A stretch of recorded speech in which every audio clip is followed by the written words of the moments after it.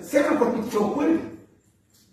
David Beckham alisema alikwenda kinyume kwenye ndoa yake na Porsche, lakini ni kwa jambo la kweli. Akatoka yeye na mkewe akaomba radhi.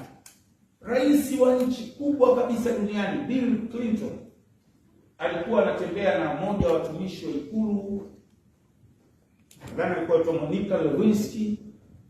Aliandikwa, alisema, lakini ni jambo la kweli. Wakatoka kuomba radhi. Huwezi kutunga tena kwa huko Ulaya, huko Marekani, ukitunga unafilisiwa. Sasa sisi ingekuwa kweli tuanze kuondoka, ningechukua hatua mimi, lakini unatunga tena nikiwa naye ndani. Yaani unasema hayupo, niko naye.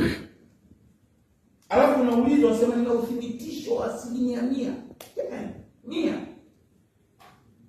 Ndio kama binadamu anajisikia. Yeye mkiwa mtu unaenda kumtengenezea scenario kama hiyo, familia yake inajisikia. Na unaona sawa tu. Mara leo mvamia Jakopa, kutoka kwa Jakopa mara kwa Zuchu, kutoka kwa Zuchu mara kwa Diamond, kutoka kwa Diamond mara kwa Hamisa. Yaani wewe hadi siku moja unatafuta star gani hapa nimtengenezee jambo. Hatuwezi kuendesha nchi. Hatuwezi.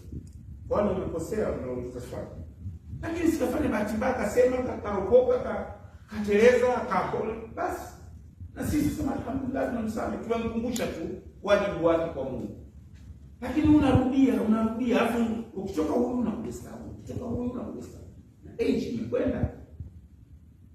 Sasa nifanye nini mabinti hapa wadogo na wadogo? Sema nini najitafuta. Yule ni tunzima.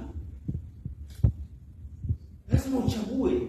Mimi hii, I'm sorry, nataka nifanye ili tutengeneze standard sasa, kwamba sio makapi yote yanatupiwa kwa watu kwa sababu ya umaarufu wao. Tukishafanya hivi, na naamini mahakama ambayo ya Tanzania ikishafanya maamuzi, tutaona kuna mabadiliko makubwa sasa ya watu ambao wanaamua tu kujizia watu, kufanisha watu, wataacha. Kwa sababu kila sasa ukifanya tu unakimbilia kule. Ukifanya tu unakimbilia kule. Kwa lazima kuna Mtanzania mmoja ajitokeze kusacrifice kwa niaba ya wengine ili tu set standard iliyotakiwa kwenye eneo la media.